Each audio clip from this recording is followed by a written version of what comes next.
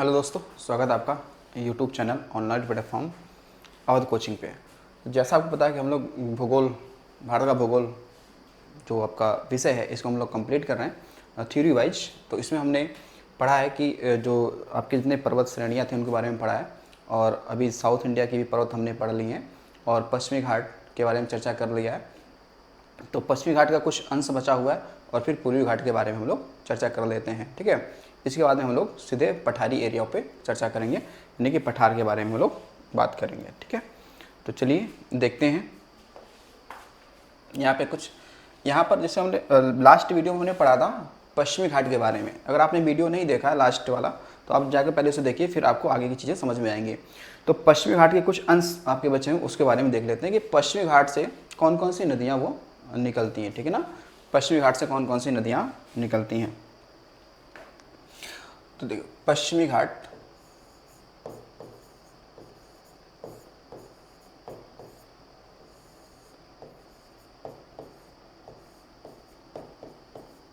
पश्चिमी घाट से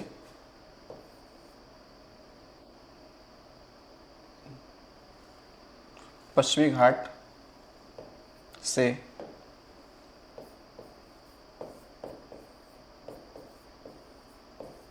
निकलने वाली नदियाँ कौन कौन सी होंगी। ठीक है, यहाँ पे तो पश्चिमी घाट से निकलने वाली नदियों में अगर आप देखेंगे तो एक तो नदी कौन सी हो जाएगी, गोदावरी। कौन सी है, गोदावरी नदी है। ठीक है, कौन सी है, गोदावरी नदी। तो गोदावरी नदी के बारे में ये पढ़ा है कि ये कहाँ से निकलती है। तो कह सकते हैं कि पश्चिमी घाट में एक पहाड़ी है, उसका नाम है त्रियंबक पहाड़ी है। ठीक है, कौन सी पहाड़ी है, त्रियंबक पहाड़ी है। ठीक है, कौन सी है, तो वो है त्रियंबक पहाड़ी।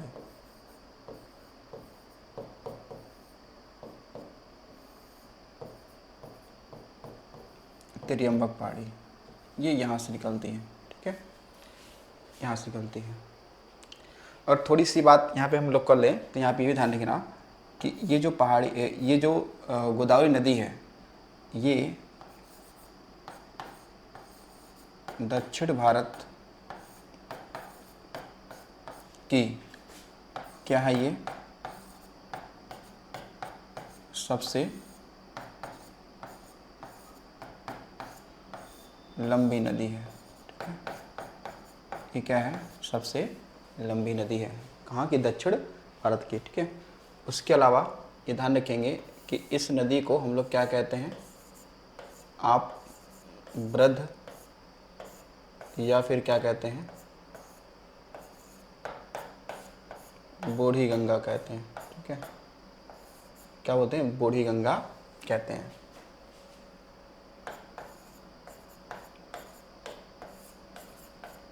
ठीक है, क्या बोलेंगे, बूढ़ी गंगा कहते हैं। ठीक है, वैसे इसे दक्षिण गंगा भी कहते हैं। ठीक है, दक्षिण गंगा कहते हैं, दक्षिण की गंगा।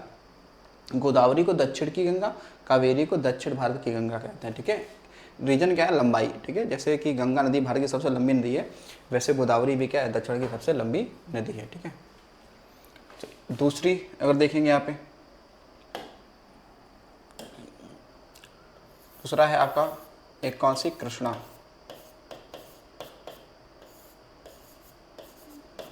कृष्णा नदी। तो जो कृष्णा नदी है, इसका जो उद्गम कह सकते हैं, ये कहाँ से होगा, तो ये होगा महाबलेश्वर पहाड़ी से। महाबलेश्वर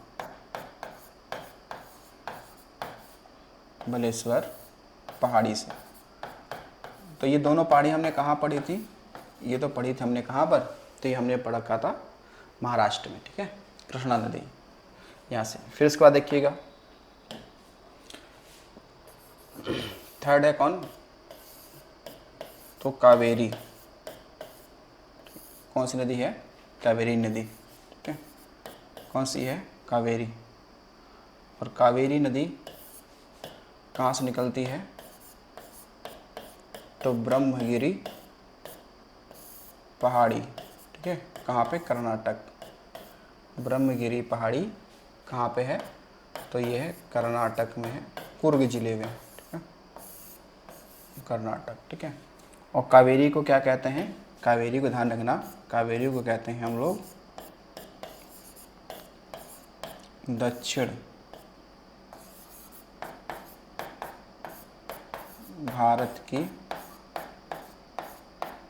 गंगा। क्या बोलते हैं? दक्षिण भारत की गंगा कहते हैं। दक्षिण इसे बोलते हैं, देखो ये जो है ना गोदावरी, गोदावरी को तो कहते हैं दक्षिणी गंगा, दक्षिणी गंगा कहते हैं। जबकि भारत की गंगा किसे कहते हैं? दक्षिण भारत की गंगा तो कावेरी को कहते हैं, ठीक है। किस बोलते हैं? कावेरी को कहते हैं। उसके अलावा चौथे नंबर पर देखिए, एक नदी, आप यहाँ से नदी एक कौन सी निकलती है? एक नदी आपकी है शरावती,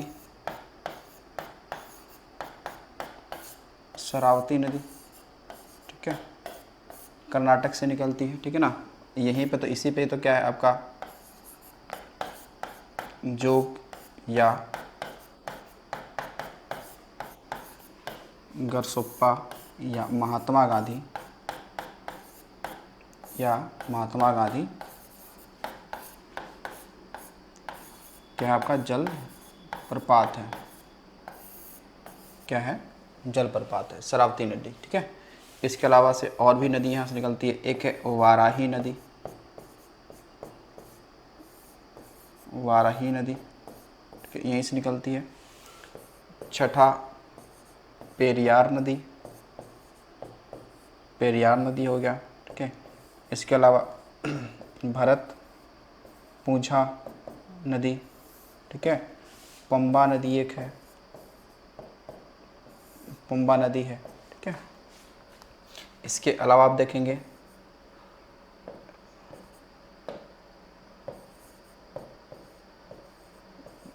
मांडवी नदी हो गई,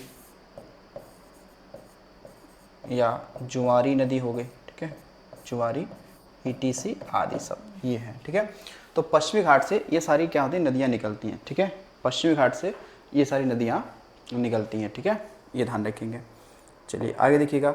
अब एक आपके सामने है ना कि पश्चिमी घाट ना, पश्चिमी घाट पर आप देखेंगे तो एक वृष्टि छाया क्षेत्र बनता है, यानी कि रैन शैडो एरिया बनता है। उसका क्या मतलब है, क्या रीजन है? एक बार सवाल ऐसे आपसे पूछा गया था कि क्या रीजन है कि मुंबई और पुणे ये दोनों एक ही राज्य में है, लेकिन रीजन क्या है कि जब मानसून आता है तो उस मानसून के दौरान मुंबई में बाढ़ आ जाती है, जबकि पुणे जो होता है वो सूखा रहता है, सूखाग्रस्त रहता है। ऐसा क्या रीजन है? तो उसका विषय रीजन यही है कि जो आपका पुणे है ना वो आपका वृष्टि छाया क्षेत्र में पड़ता है। वृष्टि छाया क्षेत्र मतलब कि रैन शैडो एरिया में पड़ता है, यानी कि वहाँ पर जल पहुँच ही नहीं पाता है, ठीक है।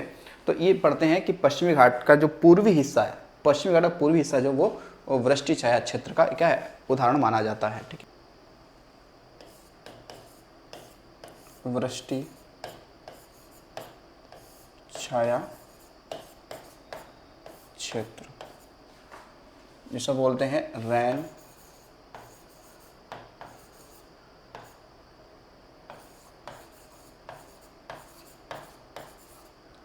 शैडो एरिया, ठीक है, रैन शैडो एरिया, ठीक है, वृष्टि छाया क्षेत्र, ठीक है।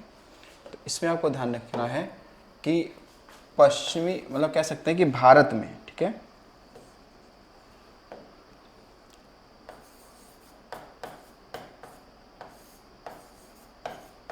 भारत में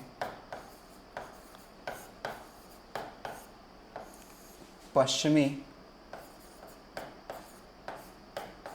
घाट का पूर्वी हिस्सा, ठीक है, भारत में पश्चिमी घाट का पूर्वी हिस्सा, ठीक है,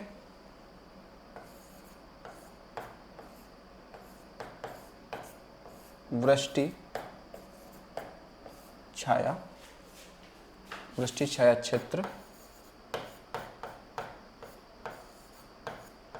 में स्थित है।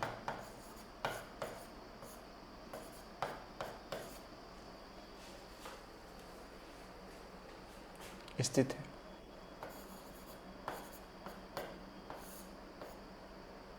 जहाँ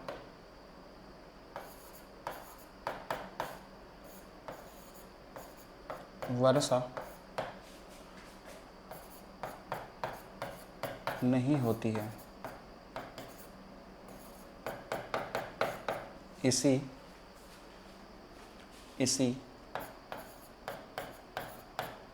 कारण यह सूखा ग्रस्त प्रदेश है। ठीक है, ये सूखाग्रस्त क्या है, प्रदेश है। ठीक है, जिसको इसको हम क्या करते हैं, इसको हम लोग एक अच्छे से मैप पे समझ लेते हैं। जैसे देखिए, अगर ये आप देख पा रहे हैं, जैसे हमने देखा कि पश्चिमी घाट कौन सा है, तो पश्चिमी घाट आपने देखा कि यही तो है पश्चिमी घाट, ये पश्चिमी घाट है। ठीक है, यानी जो आपका ये हिस्सा है या इसी पश्चिमी घाट को थोड़ा सा यहाँ से हम लोग बना लेंगे इस साइड में, इस तरीके से। ये देखिए, तो इस साइड में इधर क्या आपका अरब सागर है ना, इस साइड में क्या आपका अरब सागर है। ये क्या है, अरब सागर है, अरब सागर है ये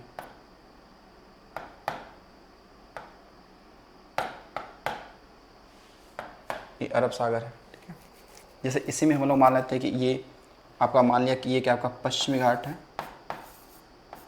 ये क्या है, पश्चिमी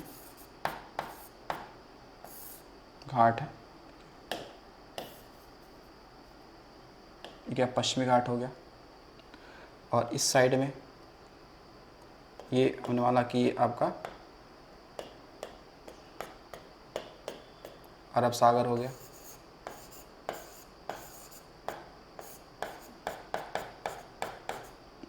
ये क्या है, अरब सागर हो गया। ठीक है, तो इसमें समझना बस ये इतना है कि जैसे जब भी कोई मानसून जब चलेगा, ठीक है, जब भी कोई मानसून चलेगा, या आप हम सपोज करते हैं कि दो दक्षिण पश्चिमी मानसून है, जो क्या है आपका दक्षिण पश्चिमी मानसून है, जो दक्षिणी पश्चिमी मानसून है, वो अरब सागर से क्या हुई, उसकी उत्पत्ति हुई।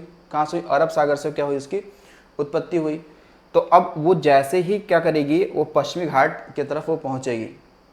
तो अब जो दक्षिण पश्चिमी मानसूनी जो हवाएं हैं, वो अपने साथ में क्या लिए होंगी, वो अपने साथ में नमी ली होंगी। क्या होंगी, वो अपने साथ में नमी ले रखी होंगी। तो उस जब नमी को क्या करेंगी, जब वो आगे लेके बढ़ेंगी, तो जाहिर सी बात आगे कोई अवरोध आना चाहिए। जब कोई अवरोध होगा तो वो मानसूनी हवाएं जो उस पर्वत से या पठार से जब टकराएंगी, तो वहाँ पे वर्षा वो करेंगे। ठीक है, वर्षा वो करेंगी। ठीक है, तो अब ये पश्चिमी घाट जो है ना, वो ऊंचा है किसकी तुलना में, पूर्वी घाट के तुलना में ऊंचा है। ठीक है, ये ऊंचा है यहाँ पर। तो अब जब ये मानसूनी हवाएं चलेंगी ना, तो ये पश्चिमी घाट से टकराएंगे। क्या करेंगी, पश्चिमी घाट से टकराएंगी। और टकराने पे क्या होगा कि सारी वर्षा जो होगी ना, वो पश्चिमी घाट के पश्चिमी ढाल पे कर देंगी। अब जो वो मानसूनी हवाएं हैं, वो क्या करती हैं, वो पश्चिमी घाट के पूर्वी भाग पे नहीं जा पाती हैं। ठीक है, तो ये पश्चिमी घाट है, तो पश्चिमी घाट का ही देखेंगे। ये क्या है, ये आपका पूर्वी ढाल है। ठीक है, ये क्या है आपका ये पूर्वी ढाल है। ठीक है ना, और बाकी ये पश्चिमी ढाल है।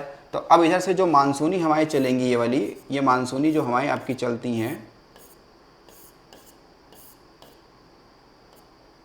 तो ये जो मानसूनी हवाएं जब चलेंगी ना, तो ये सारी वर्षा कहाँ कर देंगी, ये सारी वर्षा देखो, ये सारी वर्षा इधर ही कर देंगी, सारी वर्षा इधर कर देंगी।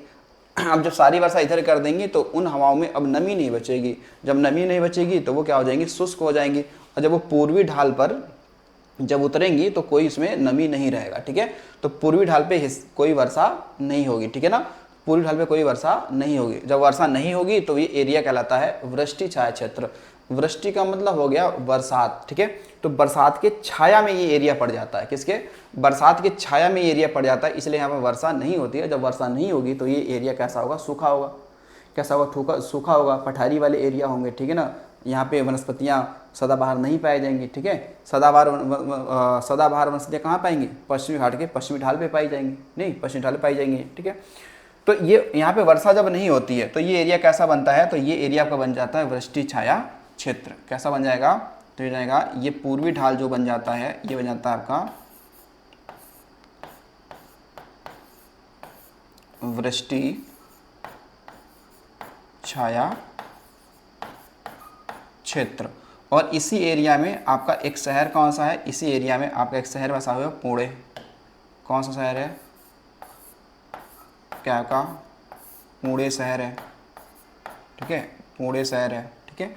और इस साइड में आप देखेंगे, इधर आप देखेंगे तो यहाँ आपको शहर मिल जाएगा कौन सा, इधर आपका एक शहर है जिसका नाम होगा यहाँ पर मुंबई। कौन है, मुंबई। तो अब जब मानसून आता है, जब आपका मानसून आता है ना, मानसून, तो जब मानसून आता है तो जाहिर सी बात है कि जो मुंबई है वो क्या है, पश्चिमी घाट का, यानी कि मुंबई जो है वो इस साइड में है, इस किनारे है, इस साइड में है, ठीक है, इस साइड में है। लेकिन जो पुणे है, जो आपका पुणे है, पुणे वो इस साइड में है, पूरब में है, ठीक है। इधर क्या है, इस साइड में आपका क्या है, पुणे है, और इधर क्या आपका मुंबई है, इस साइड में क्या आपका मुंबई है। तो जाहिर सी बात है जब ये अरब सागर से मानसून चलेगा तो यहाँ पर जो आपका पश्चिमी घाट जो ऊंचा है तो सारी वर्षा कहाँ कर देगा, वो पश्चिमी घाट पे ही कर देगा। कहाँ कर देगा, पश्चिमी घाट पे ही कर देगा। लेकिन जो पश्चिमी घाट का जो पूर्वी ढाल है वहाँ पर वो क्या होगा, वर्षा वहाँ पे नहीं होगी, ठीक है, छींटे हल्की फुल्की पड़ेंगी लेकिन वो बरसात तो नहीं है। तो इसलिए क्या होता है कि जब भी मानसून आता है ना, जब भी मानसून आता है तो मुंबई में बाढ़ आ जाती है, लेकिन पुणे क्या रहता है, सूखाग्रस्त रहता है। क्यों रहता है, क्योंकि आपको ये ध्यान रखना है, सूखाग्रस्त इसलिए रहता है क्योंकि पूर्वी ढाल पे है ना वो पश्चिमी घाट का, तो वो वृष्टि छाया क्षेत्र में स्थित है, इसलिए क्या है वो वृष्टि छाया क्षेत्र में पड़ जाता है पुणे, ठीक है। तो ध्यान रखना कि वृष्टि छाया क्षेत्र की अगर बात करें तो इसमें क्या होता है कि भारत, अगर ये पूछे कि वृष्टि क्षेत्र भारत में कहाँ पे स्थित है, तो भारत में पश्चिमी घाट का पूर्वी ढाल हिस्सा वृष्टि छाया क्षेत्र में स्थित है जहाँ वर्षा नहीं होती है। इसी कारण यह क्षेत्र सूखाग्रस्त प्रदेश है ये, ठीक है ना। तो ये ध्यान रखना क्योंकि जो पवनें चलती हैं, ठीक है, तो ये पश्चिमी घाट से टकराती हैं, ठीक है, जब उतरती हैं तो इनके पास कोई नमी नहीं बचती है, इनके पास कोई नमी नहीं बचती है। तो ये आपको ध्यान रखना कि वृष्टि छाया क्षेत्र किसे कहते हैं, ठीक है। चलो अब लोग चलते हैं, पढ़ेंगे पूर्वी घाट के बारे में, ठीक है ना। किसके बारे में पढ़ना है, तो पढ़ना है हमें पूर्वी घाट, ईस्टर्न, ठीक है, इससे पढ़ना है, पूर्वी घाट के बारे में पढ़ना है। तो पढ़ना पूर्वी घाट के बारे में। तो पूर्वी घाट आपने देखा, पूर्वी घाट का जो कह सकते हैं विस्तार होगा वो पश्चिम बंगाल से लेकर तमिलनाडु वाले हिस्से तक होगा, यानी कि वो बंगाल की खाड़ी से इसका लगा होगा, ठीक है। तो पूर्वी घाट के बारे में बताएंगे कि पूर्वी घाट ये बंगाल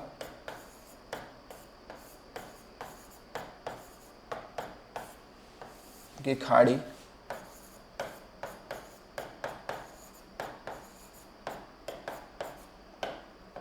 समानांतर है, ठीक है। तो ये बंगाली खाड़ी के समानांतर है पूर्वी घाट, ठीक है।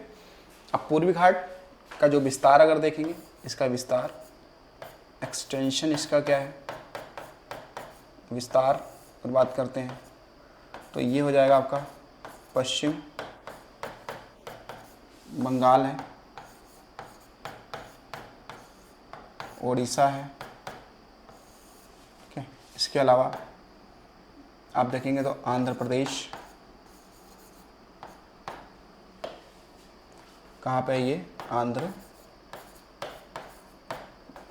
प्रदेश। इसके अलावा तमिलनाडु का हिस्सा है, ठीक है। तो ये यहाँ पे क्या है, इनका सबका विस्तार है, ठीक है। पूर्वी घाट, ध्यान रखना कि पूर्वी घाट पश्चिमी घाट, पूर्वी घाट पश्चिमी घाट से क्या है, पुरानी संरचना है, पुरानी संरचना है, ठीक है। यानी कि जो पूर्वी घाट है वो थोड़ा कह सकते हैं कि पुराना है, किससे, पश्चिमी घाट से, यानी संरचना के हिसाब से, भौगोलिक दृष्टि से या उसके निर्माण के हिसाब से पुरानी संरचना है, ठीक है। जो पूर्वी घाट पर गोदावरी कृष्णा व कावेरी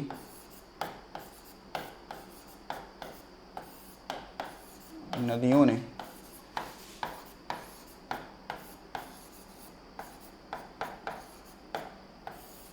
अपना मुहाना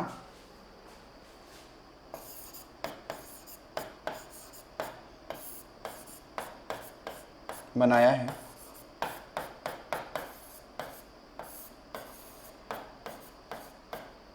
जिसके कारण बनाया है, जिसके कारण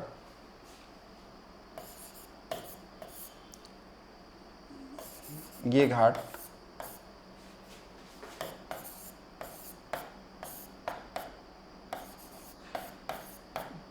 कटा फिटा है। ठीक है, कटा फिटा का मतलब हो गया कि ये कह सकते हो थोड़ा असतत श्रृंखला के रूप में, क्योंकि इनके बीच में कहीं कहीं नदियों ने क्या कर रखा है, अपना मुहाना बना रखा है, तो ये बीच से कट चुके हैं। ठीक है ना, बीच से ये क्या हो चुके हैं, कट चुके हैं।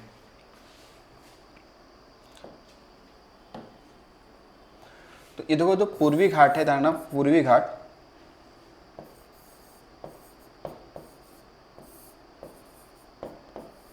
पूर्वी घाट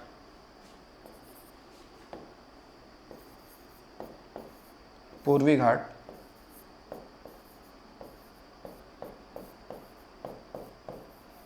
प्रायद्वीपी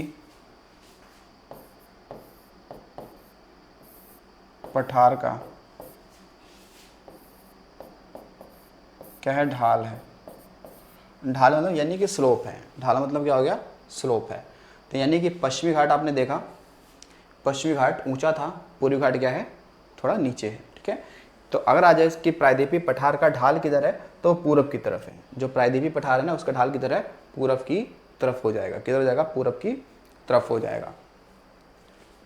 ठीक, इसके अलावा देखिएगा कि पूर्वी घाट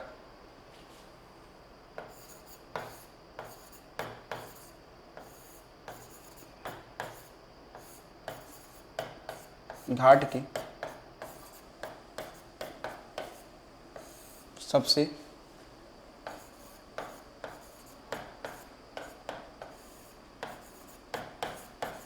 ऊंची चोटी। ठीक है, और ये सवाल आता है कि पूर्वी घाट की सबसे ऊंची चोटी, अगर हमसे ये सवाल पूछता है तो हम बता सकते हैं कि ये कौन सी है। एनसीईआरटी के अकॉर्डिंग बता रहे हैं। एनसीईआरटी में तो आपका महेंद्रगिरी दे रखा है, जो कि उड़ीसा में है, लेकिन कई सारी पुस्तकों में, अन्य स्रोतों में जिंदगढ़ भी दे रखा है, जो कि वो कहाँ पे, तो उड़ीसा वाले, आंध्र प्रदेश वाले क्षेत्र में। ठीक है, तो देखिएगा पूर्वी घाट की सबसे ऊंची चोटी, ठीक है, कौन सा है, तो ये है महेंद्रगिरी। महेंद्रगिरी कौन सी है, महेंद्रगिरी।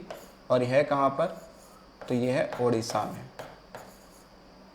कहाँ पे है, उड़ीसा में। ये है किसके, तो ये है एनसीईआरटी, एनसीईआरटी के अनुसार। तो ये एनसीईआरटी के अनुसार महेंद्रगिरी दे रखा है, जो कि उड़ीसा में है। लेकिन अन्य स्रोतों की बात करें, ठीक है ना, अगर हम बात करें तो पूर्वी घाटी की सबसे ऊंची चोटी की अगर बात करते हैं, कि कुछ हमारे जो अन्य रिसोर्स हैं, अन्य अगर आप स्रोत की बात करते हैं, तो उसमें इन्होंने दे रखा है किसके बारे में, जिंदगढ़ के बारे में। किसके बारे में, जिंदगढ़। ठीक है, और ये कहाँ पे है, तो ये आंध्र प्रदेश में है। ये कहाँ पे है, तो आंध्र, ये कहाँ पे है, तो आंध्र प्रदेश में। ठीक है, आंध्र प्रदेश में। ठीक है, तो आपको अपने हिसाब से देख लेना है वहाँ पे। ठीक है, ऑप्शन के अकॉर्डिंग देख लेना है। अगर दोनों हैं तो मेरे हिसाब से आप महेंद्रगिरी ही लगा सकते हो, क्योंकि ये ऑथेंटिक स्रोत है एनसीईआरटी का। ठीक है, बाकी जिंदगढ़ भी दे रखा है। अगर महेंद्रगिरी नहीं है तो फिर जिंदगढ़ हम लोग लगा सकते हैं कि पूर्वी घाट की क्या सबसे ऊंची ये चोटी हो जाएगी। ठीक है, पूर्वी घाट की सबसे ऊंची ये चोटी हो जाएगी। तो आपको ध्यान रखना पूर्वी घाट की सबसे ऊंची चोटी के संदर्भ में। ठीक है, तो देखिए अब यहाँ पर एक चीज़ और भी ध्यान रखेंगे कि जो ये पूर्वी घाट, ठीक है, पूर्वी घाट जो है यहाँ पे जैव विविधता कम है, ठीक है ना, या कह सकते हैं पूर्वी घाट जो है यहाँ पर क्या है, जैव विविधता क्या है, कम है। किसकी तुलना में, किसकी तुलना में, तो पश्चिमी घाट की तुलना में, ठीक है, पश्चिमी घाट की तुलना में। हालांकि आपने देखा पश्चिमी घाट में जैव विविधता ज़्यादा थी, और ज़्यादा होने के कारण आपने देखा कि उसको हम लोगों ने हॉट स्पॉट क्षेत्र में शामिल कर लिया है, ठीक है। यानी कि भारत में कितने हॉट स्पॉट क्षेत्र हैं, तो बताएंगे 4 हैं। कितने हैं हॉट स्पॉट क्षेत्र, तो 4 हैं। 4 हैं मतलब, तो यानी कि जहाँ पर जैव विविधता आपकी ज़्यादा होती है उस वाले एरिया को हम लोग हॉट स्पॉट में क्या करते हैं, शामिल कर लेते हैं, ठीक है। 4 हैं हमारे यहाँ पे, जैसे कि पश्चिमी घाट हो गया, पूर्वी हिमालय हो गया, ठीक है, उसके अलावा सुंडा लैंड हो गया, ठीक है, और अंडमान इंडो अंडमान वाला क्षेत्र हो गया, ठीक है। तो ये हो जाते हैं। तो पूर्वी घाट के संदर्भ में और देखो हम लोग क्या पढ़ सकते हैं यहाँ पर,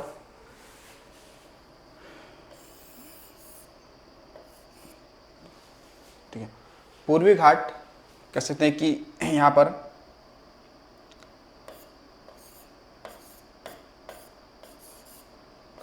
तटीय मैदान, तटीय मैदान,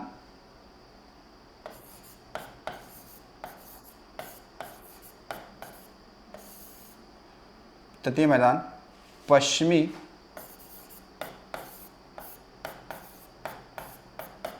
घाट की तुलना में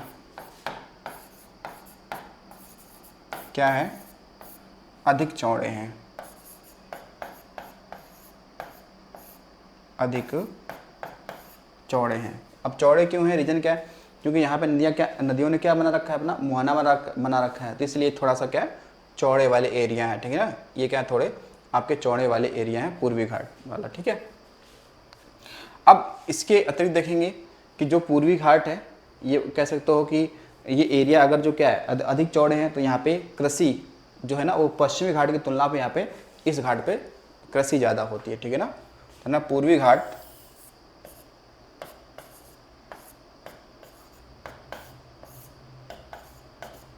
कृषि के लिए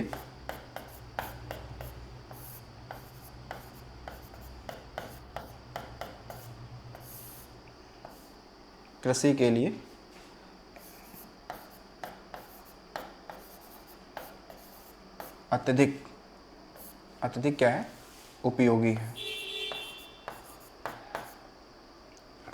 के लिए उपयोगी, कृषि के लिए उपयोगी है ये,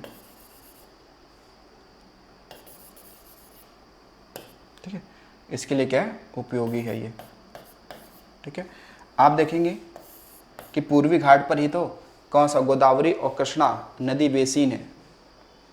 पूर्वी घाट पर ही आप देखेंगे, तो अगर बात करते हैं कि पूर्वी घाट पर ही आपको मिलेगा गोदावरी,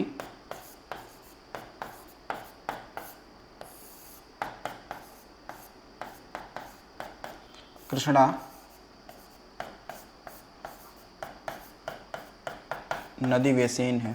नदी बेसिन को कहते हैं धान का कटोरा कहते हैं इसे, ठीक है। क्या बोलेंगे, धान का कटोरा भी कहते हैं, धान का कटोरा कहते हैं। तो ये देखिए, अगर सवाल आप जैसे कि अगर राज्यों के रूप में आएगा, तो राज्यों के रूप में हम तो छत्तीसगढ़ को कहते हैं, राज्यों के रूप में धान का कटोरा किसे कहते हैं, छत्तीसगढ़ कहते हैं। लेकिन अगर मान लो राज्य नहीं दिया, कुछ ऐसे दे दिया, नदी घाटियों के बारे में क्या रखा है, तो फिर गोदावरी कृष्णा नदी बेसिन को हम लोग धान का कटोरा कहते हैं। लेकिन अगर राज्यों के रूप में अगर पूछ ले कि नहीं राज्यों के रूप में बताओ, तो फिर राज्य में कौन हो जाएगा, तो फिर राज्य में हो जाएगा आपका छत्तीसगढ़। राज्यों में कौन हो जाएगा, जो छत्तीसगढ़ हो जाएगा। तो राज्यों के रूप में छत्तीसगढ़ हो जाएगा, और नदी बेसिनों के रूप में कौन हो जाएगा, तो हो जाएगा फिर गोदावरी कृष्णा नदी बेसिन हो जाएगा, ठीक है। लेकिन वैसे चावल की खेती सबसे अधिक पश्चिम बंगाल में होती है। कहाँ होती है, चावल की खेती सबसे अधिक कहाँ होती है, पश्चिम बंगाल में होती है। पश्चिम बंगाल में क्यों होती है, वहाँ पे रीजन है, क्योंकि वहाँ पे देखेंगे एक साल में धान की किसमें या 3 बार धान को उगाया जाता है। जैसे कि वहाँ पे क्या है, अमन है, बोरा है, ओस है, ठीक है ना। ये 3 क्या है धान की प्रजातियाँ हैं, ठीक है। कौन कौन सी? अमन, ओस, बोरा, ठीक है। अमन, ओस, बोरा, तो ये क्या है धान की 3 प्रजातियाँ हैं जो एक साल में तीनों उगाई जाती हैं। कहाँ? पश्चिम बंगाल में। क्योंकि धान की खेती के लिए जल यानी कि पानी की आवश्यकता क्या होती है? ज़्यादा होती है। और पश्चिम बंगाल में पानी प्रॉपर मिल जाता है पूरे साल भर, क्योंकि थोड़ा बहुत भी मानसून आता है तो वहाँ पे वर्षा हो ही जाती है, क्योंकि वो बंगाल की खाड़ी के नज़दीक है, ठीक है। तो ये ध्यान रखिएगा कि अमन, ओस, बोरा ये किसकी प्रजातियाँ हैं? तो ये हैं धान की। किसकी हैं? धान की हैं। तो इसलिए वहाँ पे ज़्यादा खेती होती है और उत्पादन भी ठीक होता है, ठीक है, अन्य की तुलना में, ठीक है। उसके अलावा देखिएगा पूर्वी घाट में सवाल ये बनेगा, पूर्वी घाट पे कौन कौन सी, अगर आपसे पूछ लेगा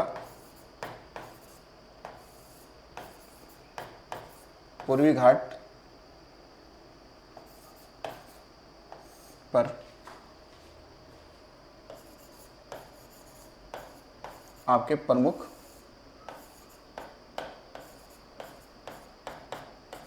बंदरगाह, ठीक है। तो पूर्वी घाट पर प्रमुख बंदरगाह कौन कौन से आपके स्थित हैं जो पूर्वी घाट पे हैं, ठीक है, जो पूर्वी घाट पर है। तो उनमें एक नाम आपका आएगा, वो है आपका पारादीप, ठीक है। कौन सा है? पारादीप। तो पारादीप बंदरगाह जो है ये है कहाँ पे? तो ये उड़ीसा में है। ये कहाँ पे हो जाएगा? उड़ीसा में हो जाएगा, ठीक है। ये उड़ीसा में हो जाएगा। इसके अलावा आप देखेंगे तो एक मिलेगा विशाखापट्टनम। कौन सा हो जाएगा आपका? विशाखापट्टनम बंदरगाह। तो विशाखापट्टनम बंदरगाह ये कहाँ पे? आंध्र प्रदेश में है। कहाँ पे है? आंध्र प्रदेश में हो जाएगा, ठीक है। कहाँ पे है? आंध्र प्रदेश में है। लेकिन इसके बारे में ध्यान रखिएगा कि ये सबसे गहरा बंदरगाह है, ठीक है ना। जो विशाखापट्टनम बंदरगाह है ये ध्यान रखना कि इसके संदर्भ में कि ये क्या है? सबसे गहरा बंदरगाह है। क्या है? सबसे गहरा बंदरगाह है, ठीक है। और ये जो बंदरगाह है ये कहीं ना कहीं डॉल्फिन नोच नामक पहाड़ी के पीछे स्थित है, ठीक है ना। ये सवाल पूछा गया है कि ये ध्यान रखेंगे कि ये जो पहाड़, ये जो बंदरगाह है ये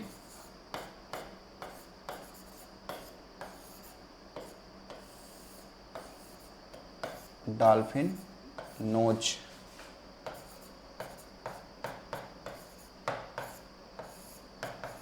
पहाड़ी के पीछे स्थित है, ठीक है। तो डॉल्फिन नोच पहाड़ी के पीछे कौन सा बंदरगाह है? तो विशाखापट्टनम बंदरगाह है। कौन सा? विशाखापट्टनम बंदरगाह है, ठीक है। इसके अतिरिक्त देखिए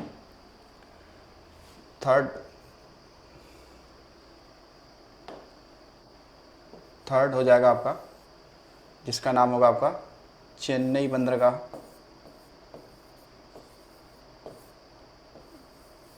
चेन्नई बंदरगाह।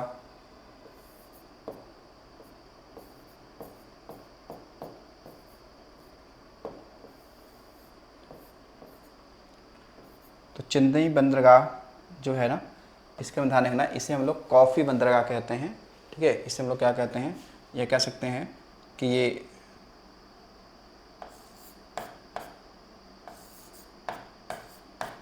कि सबसे बड़ा ये क्या है? कृत्रिम बंदरगाह है। सबसे बड़ा क्या? कृत्रिम बंदरगाह है, ठीक है। तो इस बंदरगाह से क्या होता है कि आपके कॉफ़ी यानी कि कहवा का निर्यात किया जाता है, इसलिए हम लोग इसे कॉफ़ी बंदरगाह भी कहते हैं। भारत में बात कर रहे हैं, भारत में, ठीक है। तो इसे हम लोग क्या बोलते हैं? इसे कहते हैं कॉफ़ी बंदरगाह।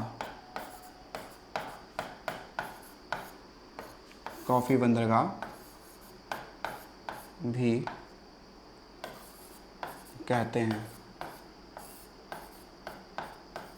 क्यों कहते हैं? क्योंकि भारत में कॉफ़ी यहीं से क्या होता है, निर्यात होता है। ठीक है, यहीं से क्या होता है, निर्यात होता है। ठीक है, फिर इसके बाद में देखिएगा चौथे नंबर का आप बताएंगे, यहाँ पे मिलेगा एन्नौर बंदरगाह। एन्नौर बंदरगाह।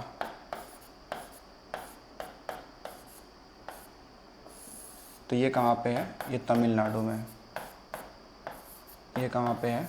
तमिलनाडु में है। ठीक है, 5वें नंबर पे आप देखेंगे तो 5वें नंबर पे आपका हो जाएगा, इसे हम लोग बोलते हैं तूतीकोरिन। ठीक है, तूतीकोरिन बंदरगाह।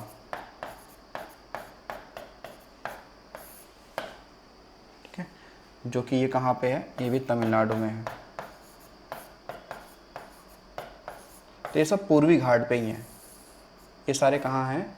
तो ये सभी पूर्वी घाट पे ही हैं। ठीक है, ये सभी बंदरगाह कहाँ पे हो जाएंगे? पूर्वी घाट पे हो जाएंगे। वैसे एन्नौर बंदरगाह को कामराज पोर्ट भी कहते हैं। ठीक है, कामराज पोर्ट भी कहते हैं इसे। तो कितने हो गए हमारे? ये 5 हो गए। किस घाट पर? तो पूर्वी घाट पर। ठीक है, ध्यान रखना। अब पूर्वी घाट पर ये आप देखेंगे तो कुछ आपकी झीलें मिल जाएंगी। क्या मिल जाएंगी? झीलें। तो पूर्वी घाट की झीलें। अच्छा, यहीं पर अगर झीलों से पहले देख लें कि ये तो पूर्वी घाट की झीलें हो गई ना, लेकिन साथ साथ में अगर ये देखें कि पश्चिमी घाट के प्रमुख बंदरगाह कौन कौन से हैं। पश्चिमी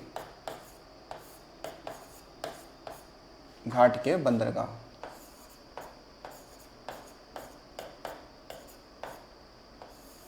क्या है आपके?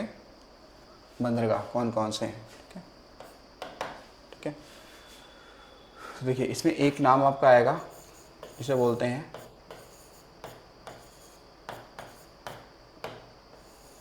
कांडला बंदरगाह।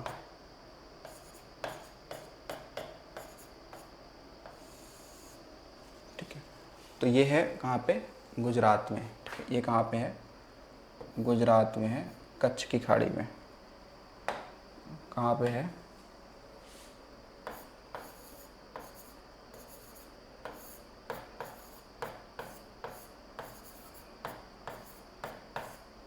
कच्छ की खाड़ी, गुजरात में। ठीक है, कहाँ पे? कच्छ की खाड़ी गुजरात में है ये। ठीक है, कच्छ की खाड़ी गुजरात में है। तो ये जो कांडला बंदरगाह है, इसके बारे में अगर एक डाटा अगर ध्यान रख सकते हैं तो ये ध्यान रखिए कि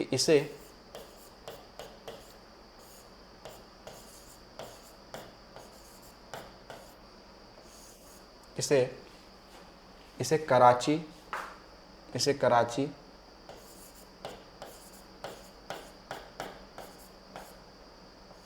बंदरगाह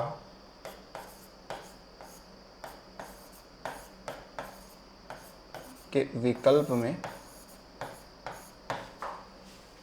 बनाया गया था। ठीक है, ये ध्यान रखना। वैसे इसका नया नाम हो चुका पंडित दीनदयाल। ठीक है, इसका नया नाम क्या हो चुका है? इसका नया नाम हो चुका है पंडित दीनदयाल पोर्ट, ये हो चुका है। ठीक है, ये ध्यान रखिए। दूसरा आप देखेंगे तो दूसरा आपका है मुंबई बंदरगाह।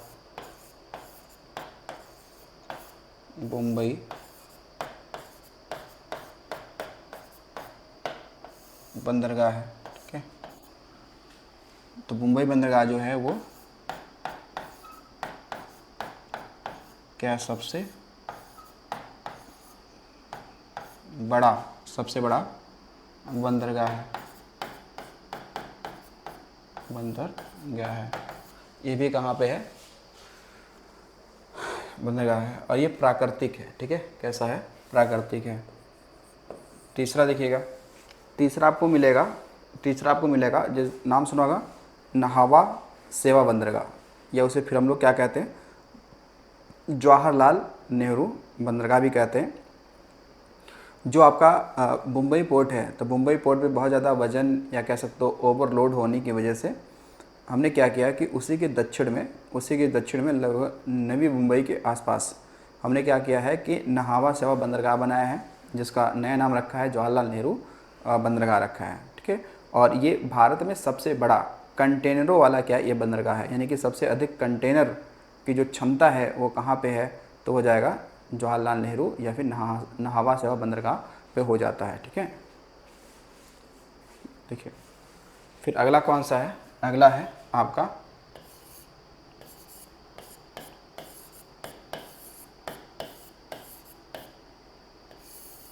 नहावा सेवा, ठीक है, या इसे हम लोग कहते हैं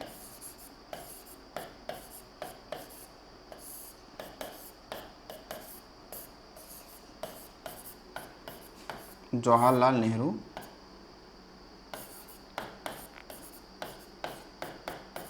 बंदरगाह, ठीक है। तो ये कहाँ पे है, तो बताएंगे ये भी महाराष्ट्र में ही है। ये कहाँ पे है, तो ये महाराष्ट्र में, ठीक है। तो इसके संदर्भ में आप ये ध्यान सकते हो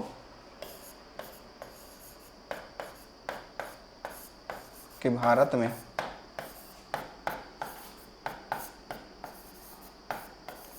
सर्वाधिक क्या होगा, भारत में सर्वाधिक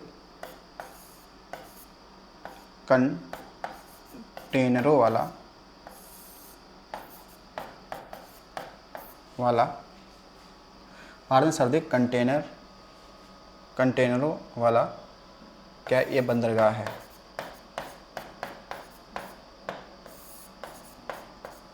ठीक है।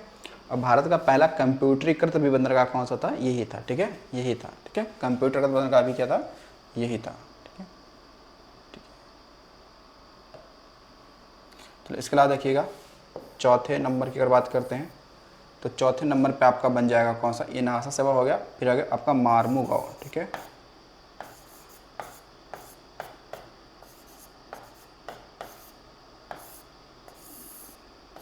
मारमू गाँव बंदरगाह, ठीक है।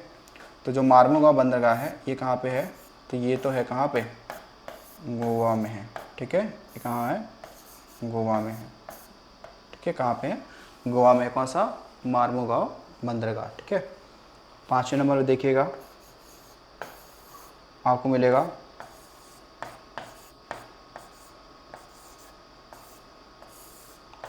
कोच्चि बंदरगाह,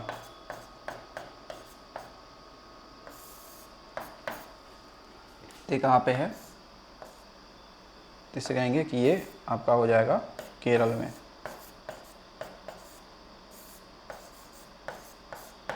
केरल में, ठीक है।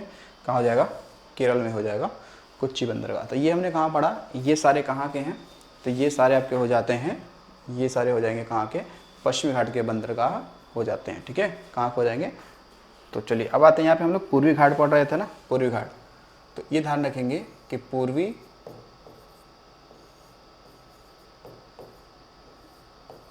घाट पर क्या आपकी, पूर्वी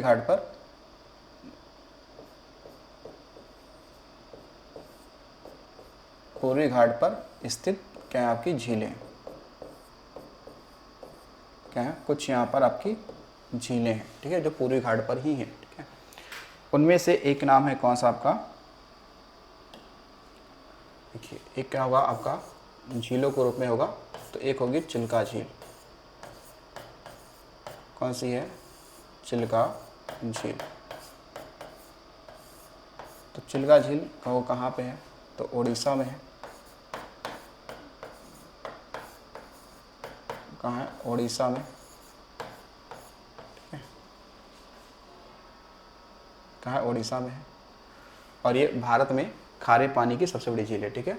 या फिर कह सकते हैं चिल्का झील इसके बारे में कि ये एक क्या है, लैगून झील है, क्या है, लैगून झील है। कैसी झील है ये, लैगून झील है, ठीक है, कैसे लैगून झील है, ठीक है।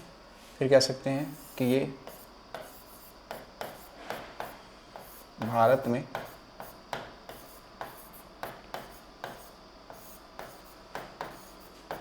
खारे पानी की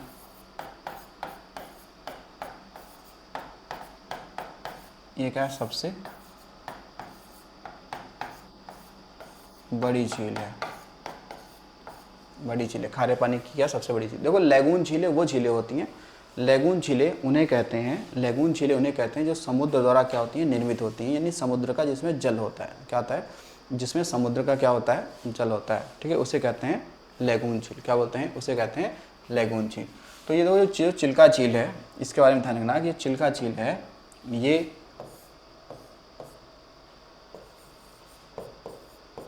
भारत का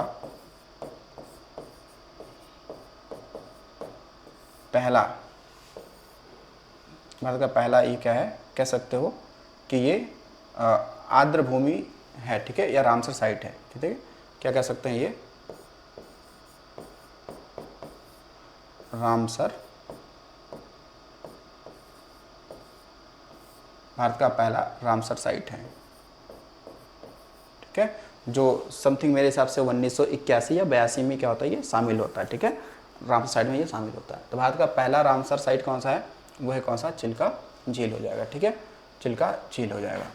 चिल्का झील में ही ध्यान रखना कि इसी में क्या है, नल वाना क्या है, पक्षी विहार भी है, नलवाना पक्षी विहार है इसी में, ठीक है।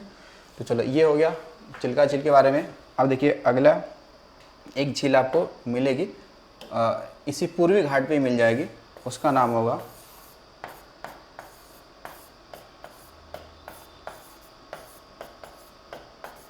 किली वैली झील, ठीक है, हो जाएगा किली वैली झील। और ये झील है कहाँ पे, तो यह तमिलनाडु में, कहाँ पे है, तमिलनाडु में हो जाएगा, कहाँ पे हो जाएगा, तमिलनाडु में हो जाएगा, ठीक है, दो हो गया। इसके अलावा अगर आप देखेंगे तो आगे देखते हैं भाई, तीसरे नंबर पर उसका नाम है पुलिकट झील। कौन सा है, पुलिकट झील।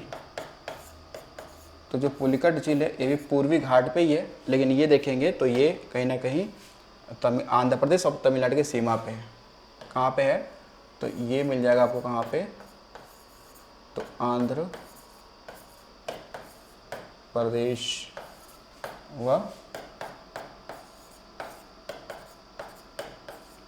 तमिलनाडु सीमा पर, कहाँ पे, आंध्र प्रदेश और तमिलनाडु के ये सीमा पे हो जाएगा, ठीक है, पुलिकट झील। तो पुलिकट झील अगर देखेंगे, पुलिकट झील में आप देखेंगे तो पुलिकट झील जो है ना वो खासकर अगर देखते हैं तो बंगाल की खाड़ी से ये लगा हुआ है, ठीक है, बंगाल की खाड़ी से लगा हुआ है। और जो आपका श्रीहरिकोटा द्वीप है ना, श्रीहरिकोटा द्वीप, वो क्या करता है, पुलिकट झील को बंगाली खाड़ी से अलग कर देता है, ठीक है। तो वो ठीक है, पुलिकट झील ये भी पूर्वी घाट पे ही है, ठीक है। फिर इसके बाद में पुलिकट झील के संदर्भ में ये बातें आपको ध्यान रखनी पड़ेगी, ठीक है। फिर देखिएगा चौथे नंबर पे आपका आएगा कोलेरू झील। कौन सा है, कोलेरू झील। तो कोलेरू झील जो है ना ये कहाँ पे, आंध्र प्रदेश में है। कहाँ पे है ये, आंध्र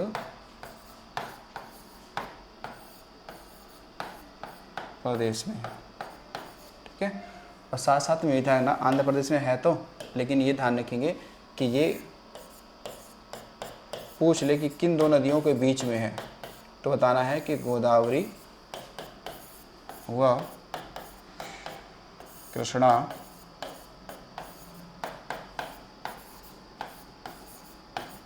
के बीच में है, ठीक है, ये है। और एक कोलेरू झील ध्यान रखना कि ये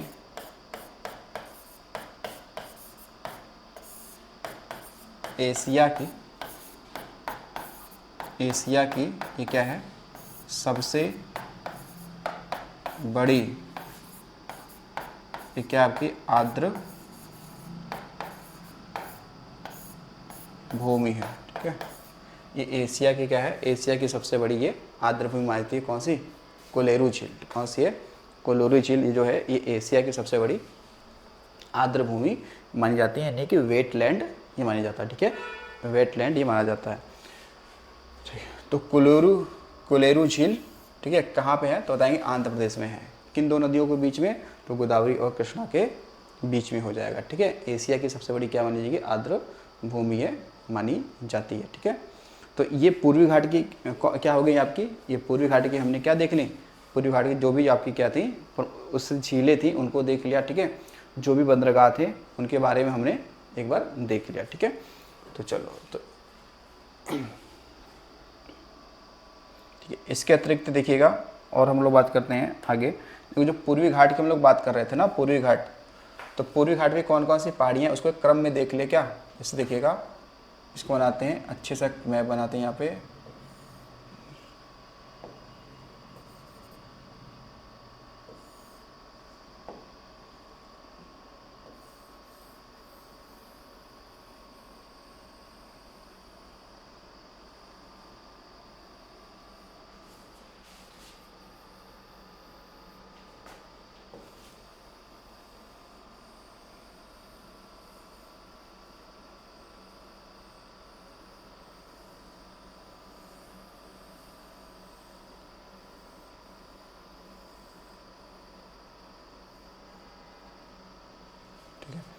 तो यहाँ पे देखिए इस साइड में क्या आपका ये पूर्वी घाट है ना, ये पूर्वी घाट है, ये पश्चिमी घाट है। तो यहाँ पे आप देखेंगे पूर्वी घाट पर कुछ प्रमुख चोटियाँ होंगी जो हम उसको क्या लगाएंगे एक क्रम से लगा देते हैं। ठीक है, इस पर क्या लगाएंगे क्रम से लगा देते हैं ताकि आपको कभी अरेंज करना होगा तो ये आपको ध्यान रहेगा।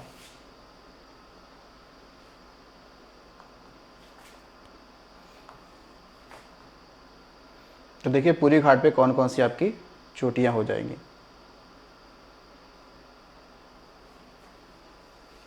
अब इसकी शुरुआत हो गई मेघासिनी पहाड़ी से। ठीक है, किससे होगी यहाँ पर मेघासिनी पहाड़ी।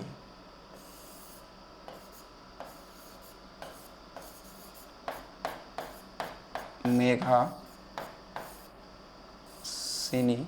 पहाड़ी कौन सी है मेघासिनी पहाड़ी। ठीक है, तो मेघासिनी पहाड़ी ये हो जाएगी कहाँ पर तो वेस्ट बंगाल यानी कि पश्चिम बंगाल में हो जाएगी। इसके बाद में आपकी हो जाएगी गढ़जात, कौन सी है तो गढ़जात पहाड़ी, कौन सी हो गई गढ़जात होगी। फिर इसके बाद में हो जाएगी आपकी महेंद्रगिरी। ठीक है, इसके बाद में कौन सी हो जाएगी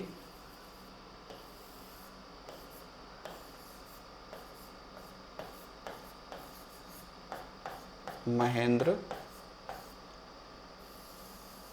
कौन सी हो जाएगी महेंद्रगिरी हो जाएगी। ठीक है, तो गढ़जात पहाड़ी और महेंद्रगिरी ये दोनों कहाँ हो जाएंगे, ये दोनों हो जाएंगे आपके कहाँ पे आंध्र प्रदेश में हो जाएंगे। कहाँ हो जाएंगे आंध्र प्रदेश वाले हिस्से में तो हो जाएंगे ये। ठीक है, और इसके बाद में देखिएगा इनका जब भी क्रम लगाना हो ना ऐसे ये आपके लग सकते हैं। ठीक है ना, इसके बाद में देखिएगा इसके बाद में ये आपको मिल जाएगा एक जिसे आप लोग कहते हो जिंदगढ़। ठीक है ना, कौन सा हो जाएगा जिंदगढ़। ठीक है, कौन सा जाएगा जिंदगढ़ हो जाएगा। ठीक है, इसके बाद में आप देखेंगे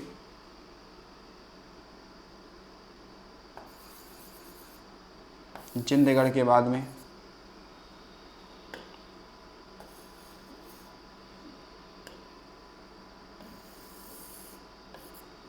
जिंदगढ़ के बाद में आपका हो जाएगा नल्ला मलाई।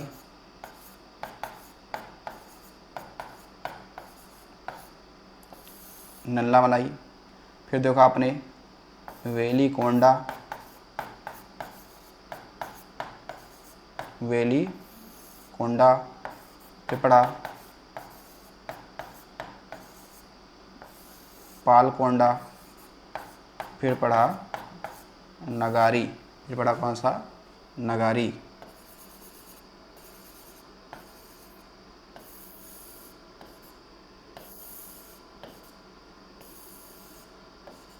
ये पड़ा। ठीक है, और इसी क्रम में आप देखेंगे इसी क्रम में तो नीचे भी आपके पहाड़ियाँ मिलेंगी यहाँ पर। जो कहाँ पे है, तमिलनाडु वाले क्षेत्र में। 3-4 पहाड़ियाँ हमने यहाँ पढ़ रखी थी, ठीक है। कौन कौन सी आपने पढ़ा, जैसे एक क्या था, जवादी, जवादी, फिर कौन सा था, सेवराय, सेवराय, फिर कौन सा था, पंच मलाई, पंचमलाई, और फिर कौन सा था एक आपका सिरुमलाई। कौन सा था, तो वो था सिरुमलाई। कौन सा था, सिरुमलाई, ठीक है। नीचे तक आ गया ना, सिरुमलाई, ठीक है। तो ये आपको ध्यान रखना है। अच्छा, इनकी जब की बात करेंगे कि ये कहाँ पर है, तो देखिएगा ये जो दोनों हैं, तो ये कहाँ पे आपके, ये है तो आपके हैं कहाँ, उड़ीसा में। कहाँ पे है, उड़ीसा में है, ठीक है। बाकी ये सारे कहाँ पे हैं, तो ये सारे हैं कहाँ, आंध्र प्रदेश में, आंध्र प्रदेश में, ठीक है। और बाकी ये सारे कहाँ हैं, तो ये हैं तमिलनाडु में, ठीक है। ये सारे कहाँ पे हैं, तो ये हैं तमिलनाडु में।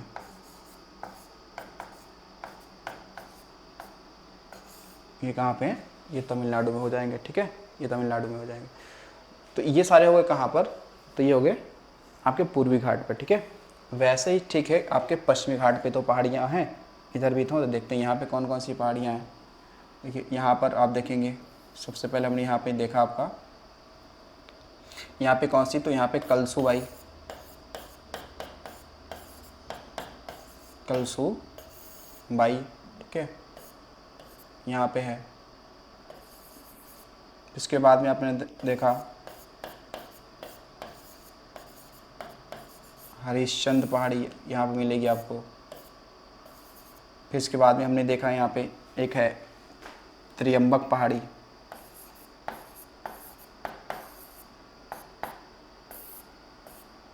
त्रियंबक पहाड़ी। फिर पढ़ा हमने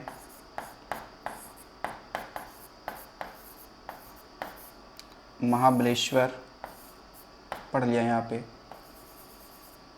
फिर इसके बाद में हमने यहाँ पढ़ा एक कुद्रेमुख,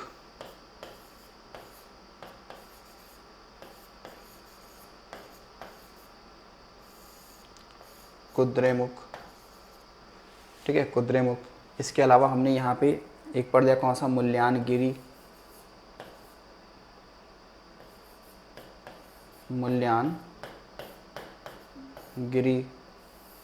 ठीक है। कौन सा पढ़ लिया, मुल्यानगिरी पढ़ लिया, ठीक है। और इसके अलावा और दक्षिण में अगर आप जाएंगे मुल्यानगिरी हो गया, ठीक है। यहाँ पे हमने पढ़ लिया एक सबसे साउथ वाले में, यहाँ पे कार्डरमम वाली पहाड़ी थी ना, यहाँ पे कौन सी थी, कार्डरमम, कौन सी थी, कार्डरमम, ठीक है, कार्डरमम थी, ठीक है। तो यहाँ पे जूनागढ़ की पहाड़ियाँ, वैसे यहाँ पे देखेंगे तो इस वाले हिस्से में आपको मिल जाएगी जूनागढ़ की पहाड़ियाँ, जूनागढ़ की पहाड़ियाँ, ठीक है। बाकी हमने बीच में यहाँ देखा था, यहाँ पे, तो यहाँ पे नीलगिरी की पहाड़ी थी, नहीं थी, यहाँ पे क्या थी, बीच में नीलगिरी वाली पहाड़ी थी, ठीक है। इसके बाद में यहाँ पे कौन सी, तो अन्ना मलाई थी, ठीक है, ये वाले, ठीक है। इसके नीचे में आपका ये तो आ ही जाएगा, कार्डरमम वाली आ जाएगी ना यहाँ पे, कार्डरमम, कार्डरमम हो गया, ठीक है। और इसके नीचे आपका नागरकोइल था, ठीक है। कौन सा था, नागरकोइल था, ठीक है। तो इस तरीके से हमने देख लिया पश्चिमी घाट पूर्वी घाट की जो भी अभी क्या है पहाड़ियाँ हैं वो हमने देखा, ठीक है ना। वैसे आपने यहाँ पे पढ़ा कि ये जो कलसूबाई है, ठीक है ना, ये कलसूबाई जो है, इसके बारे में हमने पढ़ा कलसूबाई के बारे में कि ये महाराष्ट्र की क्या है, महाराष्ट्र की सबसे ऊंची चोटी है ना, ये क्या है, महाराष्ट्र की क्या थी, ये हाईएस्ट चोटी थी ना, हाईएस्ट पीक थी महाराष्ट्र की, ठीक है। और ये पश्चिमी घाट की सबसे ऊंची चोटी मुल्यानगिरी थी। मुल्यानगिरी ना मिलेगा तो कुद्रेमुख लगा देंगे, ठीक है ना। वैसे यहाँ पर भी था कि सबसे ऊंची चोटी पूर्वी घाट की कौन सी थी, तो वो कौन सी थी, महेंद्रगिरी। और महेंद्रगिरी नहीं ऑप्शन में होगा तो फिर जिंदगढ़ लगा देंगे, ठीक है। तो ये हमारी क्या होगी, जो पहाड़ियाँ थी वो सारी हमने क्या कर ली, कवर कर ली हैं, ठीक है। अब हम लोग जो पढ़ेंगे आगे क्लासों में तो होगा पठारी क्षेत्र। भारत में जो भी पठारी क्षेत्र उनके बारे में बात करेंगे, चाहे लद्दाख का पठार हो गया, चाहे बुंदेलखंड का हो गया, चाहे मालवा का हो गया, चाहे शिलांग का पठार हो गया, चाहे प्रायद्वीपीय पठार हो गया, चाहे दक्कन का पठार हो गया, ठीक है, चाहे रॉयल सीमा का पठार हो गया, ठीक है, आंध्र का पठार हो गया। इन सब पे हम लोग क्या करेंगे, विस्तृत चर्चा करेंगे। तो आज की वीडियो में इतना ही, तो मिलते हैं अगले वीडियो में। तो थैंक्स फॉर वॉचिंग।